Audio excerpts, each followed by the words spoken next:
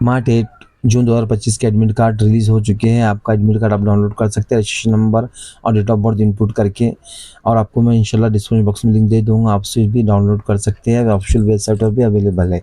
Okay, date of examination आप ज़रूर देखिए आपकी। उसके बाद में रिपोर्टिंग टाइम मोस्ट इम्पॉर्टेंट है। आपको जो भी रिपोर्टिंग टाइम है उससे पहले 15-20 मिनट तो आप पहुँचिए। ओके, अब सबसे पहले आपको बता दूँ, जो टू यानी द कैंडिडेट के लिए इन्फॉर्मेशन दी गई है, इंस्ट्रक्शन आप अच्छे समझ लीजिए। मैं अच्छे से आपको समझा देता हूँ थोड़ी सी स्लो आवाज़ में। With reference to the above you are here admitted to the online examination on the date and time at venue above. Please bring this call letter with your recent photograph affixed thereon. इन्होंने लिखा है जो reference दिया गया है, जो हवाला दिया गया है, आपको एडमिट कार्ड दिया गया ऑनलाइन एग्जामिनेशन फॉर्म का, ये ऑनलाइन एग्जामिनेशन है। डेट एंड टाइम भी दिया गया है, आपका जो सेंटर है वो भी दिया गया है, आप वो देख सकते हैं। Please bring this call letter, इसमें साथ में आपको कॉल लेटर लाना है विद योर रिसेंट फोटोग्राफ के साथ में एफेक्ट्स देयर ऑन, उसके साथ में लगा के लाना है देयर ऑन फोटो। और साथ में बाद में लिखा है photo of the ID proof stapled with the call letter and same currently will valid photo identity proof name mentioned in the application form। देखिए आप समझ लीजिए, जो भी आपने एप्लीकेशन फॉर्म में नाम आपका मेंशन किया है, फिल किया है, उसके मुताबिक आपको आईडेंटिटी प्रूफ देना है, ये बात इसमें बताई गई है। ओके, नेक्स्ट आता है आपका,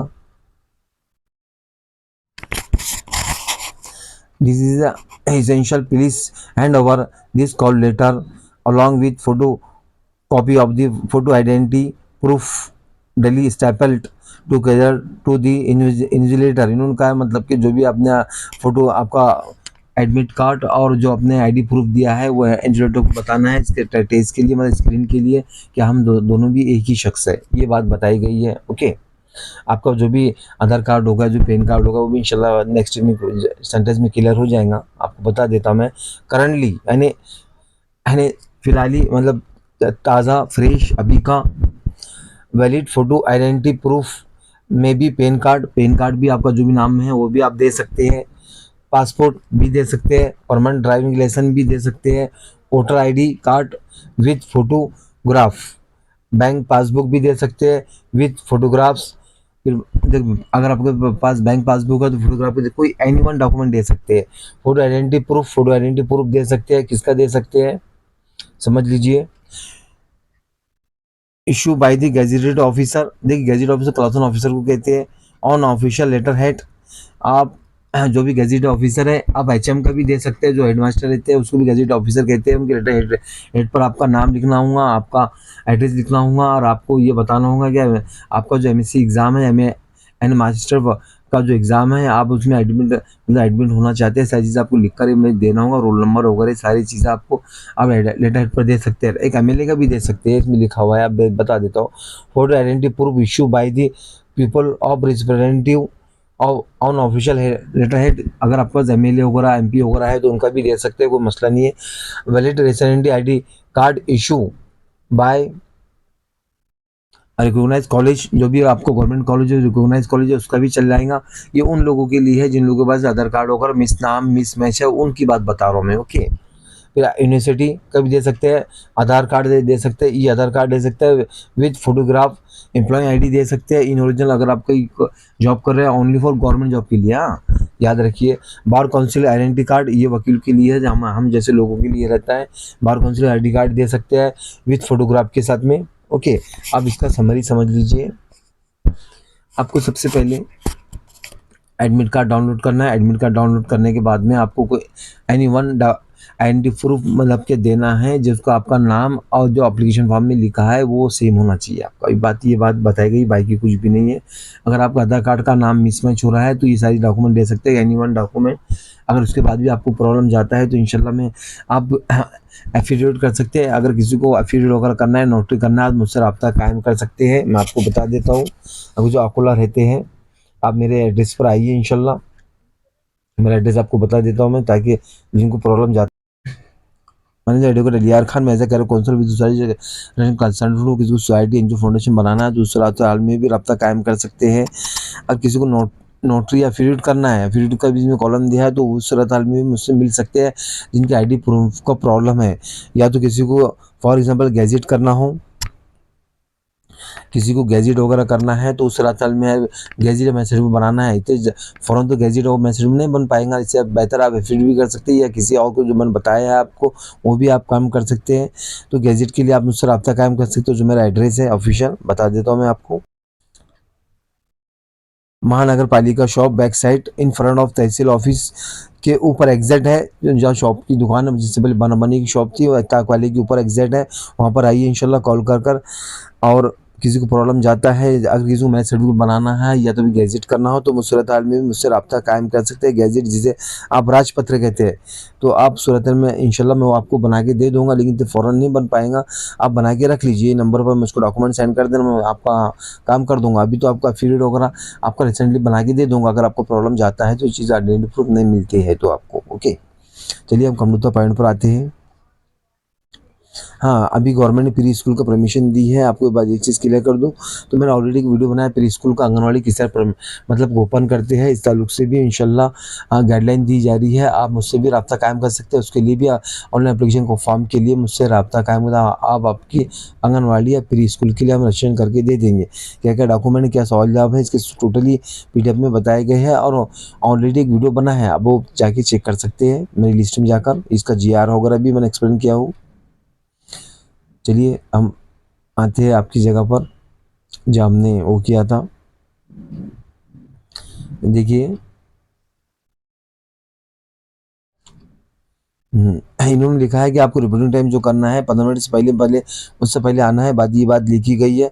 फिर बाद में लिखा है handwriting sample at the time of the online examination to be copy from screen as the instructed. जो भी स्क्रीन में लिखा है ये वो आपको लिख कर देना है। ओके, यहाँ लेफ्ट हैंड देना है, यहाँ पर आपको सिग्नेचर करना है। सिग्नेचर इसमें लिखा है कि सिग्नेचर मतलब जो आपने पेपर में आई मीन जो एप्लीकेशन फॉर्म में दिया है वही आपको सिग्नेचर करना है, मिसमैच नहीं करना है। इंडिविजुअल की साइन लेना है या ये तो कमिश्नर की साइन है। यहाँ आपका जो भी आइडेंटिटी दोगे, पैन कार्ड, आधार कार्ड जो भी आप दोगे वो आपको अटैच ये करना है और उसको आइडेंटिटी प्रूफ देना है। ओके, नेक्स्ट आता है जो इम्पोर्टेंट जो चीज़ है, आपको मैं क्लियर कर देता हूँ, आप हिंदी में फटाफट समझा देता हूँ ताकि आपका टाइम वेस्ट ना हो। फर्स्ट टाइम में लिखा हुआ फोटोग्राफ, जो मतलब कि आपको वो फोटोग्राफ देना है जो अपने एप्लीकेशन फॉर्म में दिया है, वो उसको एफेस करना है। हो सकता है आपने अगर ऑनलाइन फ़ोटो निकाला हो वो दिया हो तो उसको आपको अच्छी फ़ोटो बनाकर आप दे सकते हैं। ओके, अगर आप अपने अगर फ़ोटो को आपको प्रॉब्लम जाता है तो, या सिग्नेचर वगैरह का कोई प्रॉब्लम जाता है तो ये आपको आप रोक सकते हैं एग्जामिनेशन के टाइम में, आपको अलाउड नहीं करेंगे, इस तरह लिखा है। तो इस करके आप फोटोग्राफ वो दीजिए जो आपने एग्ज़ाम फॉर्म में लगाया है वो दीजिए। ओके, नेक्स्ट सेंटेंस आता है आपका, ये जो प्रिंटेड एप्लीकेशन फॉर्म है, जो प्रिंटेड इंस्ट्रक्शन है वो आप रीड करें केयरफुली। ये पूरी है, मैंने टोटली रीड किया हूँ, मैं आपको वन बाय वन समझा देता हूँ। पॉइंट नंबर 1 में क्या लिखा है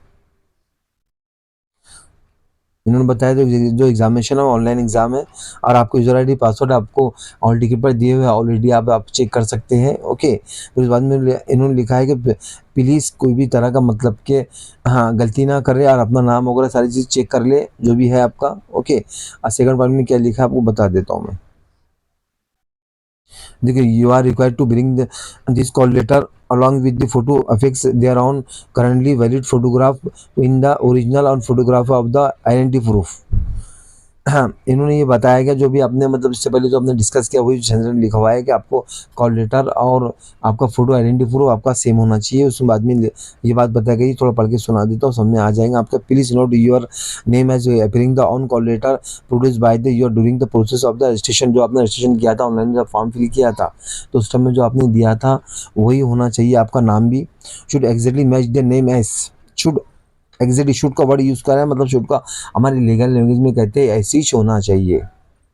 appearing on the photo identity proof female candidate लिखा है, बहुत इंपॉर्टेंट चीज़ है, समझ लीजिए। Female candidate who have change first last middle name post marriage, marriage के बाद must take the special note. Special note मतलब ध्यान दीजिए, इसे मतलब ये होगा आप गौर फिक्र कीजिए ऑफ दिस, इसके लिए। If there is any mismatch between the name indicated in the call letter and photo identity proof, you will be not allowed the appear the exam. इन्होंने लिखा है कि अगर ऐसा मिसमैच होता है तो आपको एग्जाम में अपियर नहीं होने देंगे, लेकिन अगर आप ये चीज़ देते हैं तो अपियर होने देंगे, समझ लीजिए। इन केस ऑफ अगर candidate who change their name will be allowed only सिर्फ इफ दे प्रोड्यूस, ये दे आप गेजेट नोटिफिकेशन दे सकते हैं। इतने लिंक नहीं बन पाएंगे, आपको बताया राजपत्र वगैरह इसको बनाना है तो मुझसे भी रब्ता कायम कर सकते हैं, लेकिन इतनी जल्दी फ़ौरन नहीं बनता, 1 महीना लगता है। नेक्स्ट आता है मैरिज सर्टिफिकेट बनाओ तो वो भी दे सकते हैं। और इसके बाद में ये दोनों चीज़ें नहीं है आपके पास में तो आप एफिडेविट दे सकते हैं।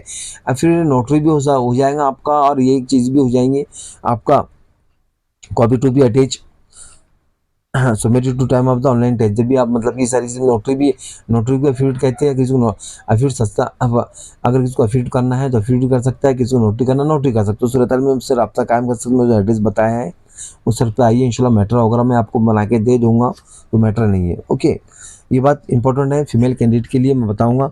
अगर आपने मैरिज सर्टिफिकेट नहीं बनाया है, गैजेट नहीं बनाया, आप टेंशन मत लीजिए, मैं आपको एक एफिडेविट फॉर्मेट दे दूंगा, आप उसको यूज़ कीजिए। और किसी को नोटरी करना है मेरे पास में, वो भी कर सकते हैं, कोई मसला नहीं है, आपको बना के नोटरी करके दे दूंगा मैं। ओके, हाँ, आप कौन से पेज पर लिखना है, क्या लिखना है, इतना ज़्यादा मेंशन नहीं करा। आप ग्रीन पेज पर भी लिख सकते हैं, किसी को बॉन्ड पर लिखना बॉन्ड पर भी कर सकता है, कोई ज़्यादा टेंशन वाली बात नहीं है। ओके, नेक्स्ट आता है जो नेक्स्ट मोस्ट इम्पॉर्टेंट है, आपको पॉइंट नंबर 3 आप फटाफट सुन पढ़ के सुना देता हूँ, ज़्यादा सेशन ज़्यादा कुछ खास नहीं है।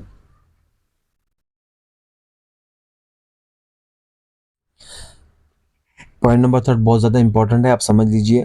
बायोमेट्रिक डाटा मतलब कैच करेंगे जब आप एग्जामिनेशन रूम में जाओगे तो आपका बायोमेट्रिक थंब वगैरह चेक करेंगे। अगर थंब वगैरह आपका नहीं आता है तो आपका प्रॉब्लम आएगा, वहाँ पर आपको बता के रख लेते हैं।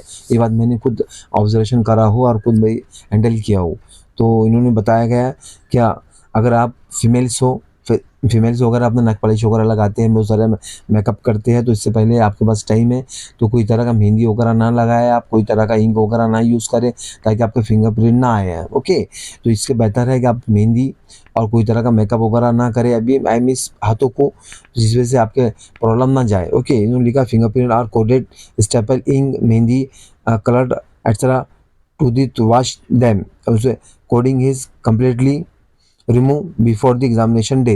इससे पहले आज ही से शुरू कर दें, कोई तरह की मेहंदी कोई तरह का प्रॉब्लम क्रिएट ना करें आप। ओके, ताकि आपका फिंगरप्रिंट वगैरह आ सके, बायोमेट्रिक वगैरह आपका प्रेजेंट ही की जाएंगी। अगर आपका ऐसा प्रॉब्लम आता है तो आप ही का प्रॉब्लम जाएगा। ओके, नेक्स्ट लाइन में आता है बी पॉइंट नंबर, ये फिंगरप्रिंट आर डर्टी, गंदा, डस्टी, धूला, धूल मट्टी जिसे कहते हैं, ensure the wash them and dry them before the impression biometric is capture. जब मतलब ये चीज़ की जा रही हो तो आप अच्छे से मतलब कि आपके बायोमेट्रिक जो भी फिंगर्स होगा अच्छे से वॉश करके दीजिए, ताकि प्रॉब्लम ना जाए। ओके, सी में क्या है समझ लेते हैं हम।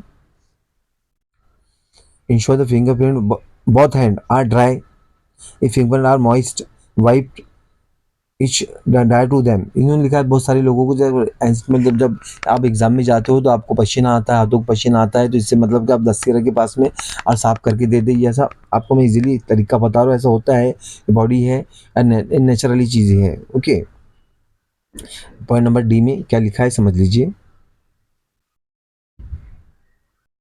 जो मोस्ट इम्पोर्टेंट है, हिप द प्राइमरी फिंगर जो रहते हैं जब रहते हैं थंब या आपका थंब, हाँ, to be capture his injured, अगर आपका जख्मी हो गया, हो सकता है कुछ आपने मतलब काम किया हो, जख्मी हो गए हो चुका होगा।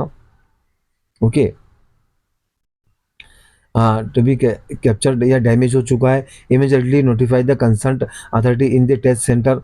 आप उनको जल्दी से बताइए कि ऐसा मेरा प्रॉब्लम हो चुका, तो इंशाल्लाह आपको कुछ ना कुछ करके दे देंगे आपको।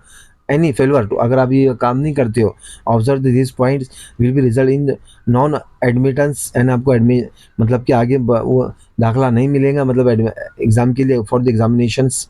ओके, अब पॉइंट नंबर 4 में क्या है बात बता देता हूँ मैं आपको।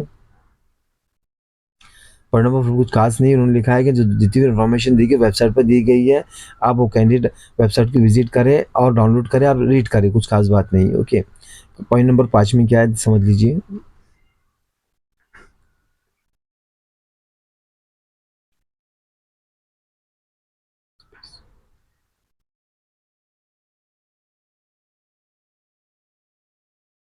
हाँ, पॉइंट नंबर 5 आपका बहुत ज़्यादा मोस्ट इंपॉर्टेंट है।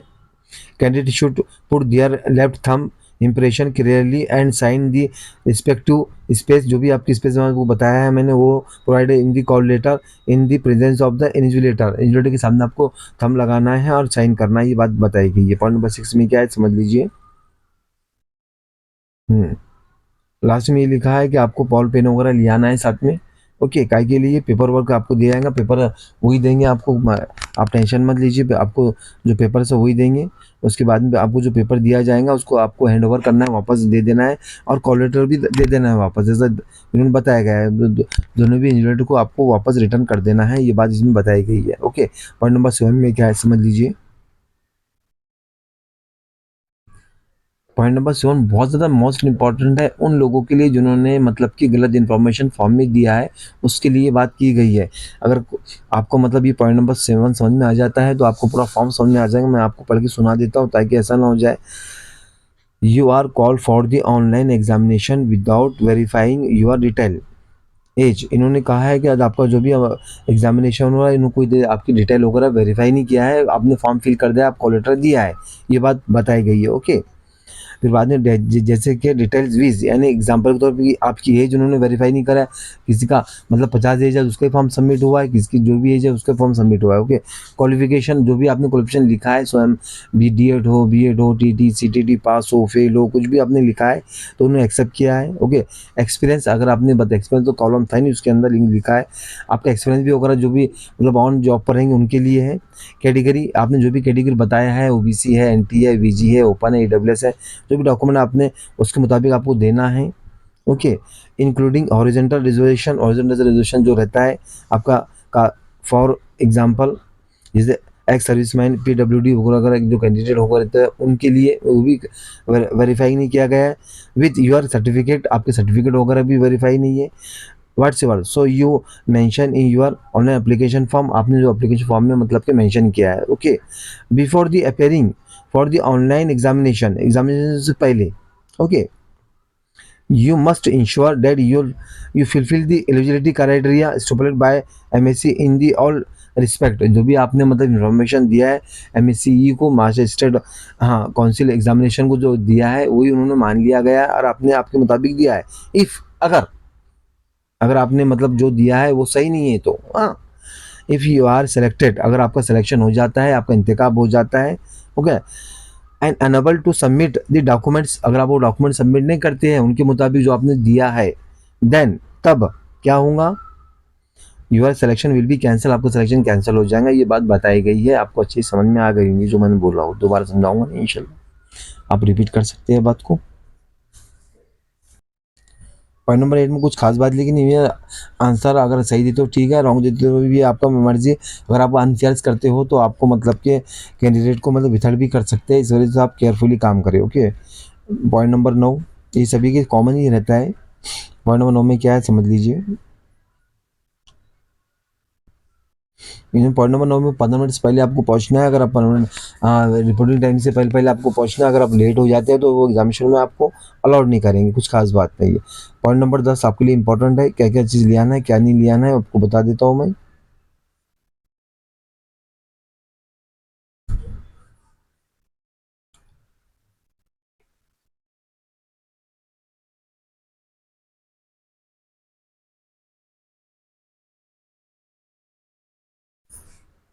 Use of books, notebook, calculator, watch the calculator, papers, mobile phones, smart watch and any other electronic device ऐसा नॉट लिखा है परमिटेड इन दिस एग्जामिनेशंस। उन्होंने लिखा है कि सारी चीज़ें आपको ले आने करनी है। ओके, बुक्स वगैरह, नोटबुक वगैरह, कैलकुलेटर हो गया, मोबाइल हो गया, स्मार्ट वॉच हो गया, जो भी इलेक्ट्रॉनिक डिवाइस है वो आपको नहीं ले आना है, ये बात बताई गई है, कुछ खास बात नहीं है। Okay, candidate are advise not to bring any of the banned items including papers to be venue of examination. उन्होंने लिखा जो बैंड आइटम वो आपको नहीं ले आना है ना। Our safety arrangement can not be assure any candidate found reporting to any unfair means, and कोई गलत इस्तेमाल करता है, अनफेयर मतलब गलत इस्तेमाल होता है या अनफेयर वर्क करता है, माल प्रैक्टिस गलत प्रैक्टिस करता है, जैसे कि मतलब कि कोई भी तरह का आप मतलब कि फ्रॉड काम करते हो उसे माल प्रैक्टिस करते हैं। एनी अदर मिसकंडक्ट, कोई गैर अखलाकी करता है while appearing the examination including साथ में giving the receiving help to from any candidate during the examination will be disqualified.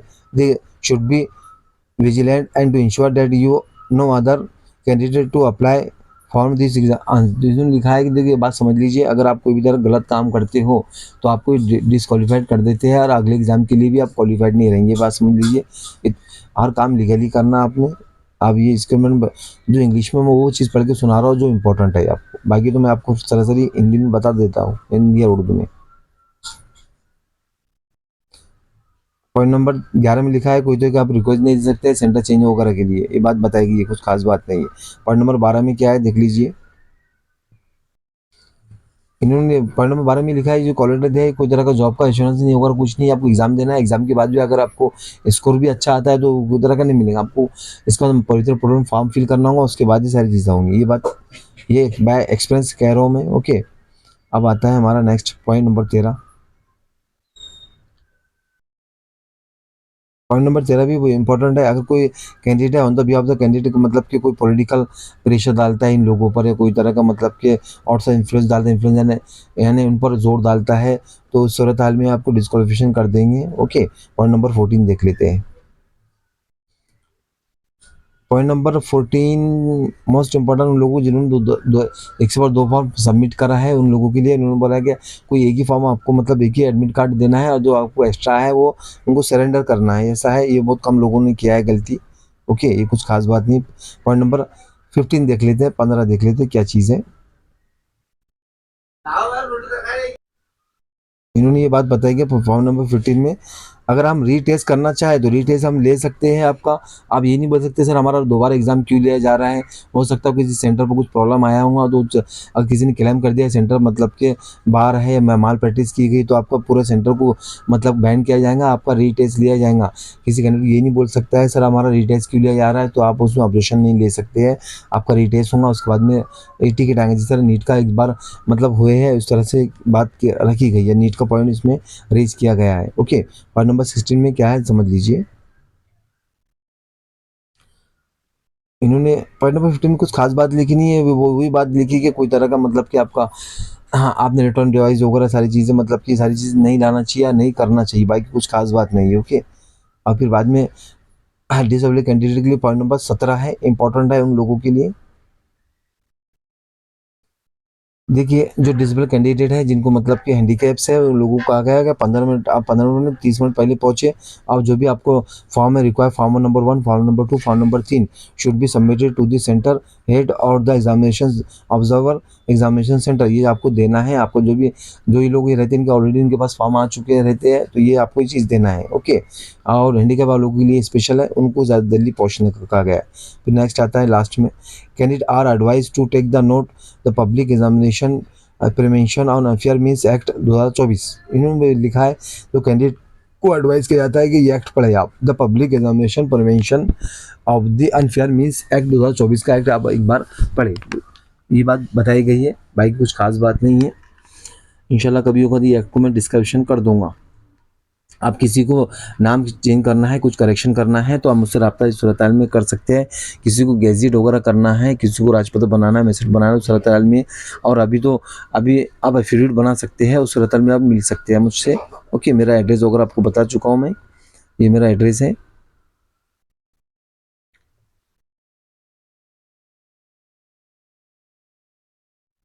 इस सूरत हाल में उस एड्रेस पर आ सकते हैं बाय, और आप मुझको बाय मैसेज कीजिए, कोई तरह का कॉल मत कीजिए. ओके, अब सबसे पहले ये क्वेश्चन आता है प्री स्कूल आंगनवाड़ी किसको ओपन करना है, तो उस सूरत हाल में भी मुझसे कांटेक्ट कर सकते हैं. मैं चाहूँगा सब्सक्राइब करें, शेयर करें, लाइक ज़रूर करें. Thanks for watching video.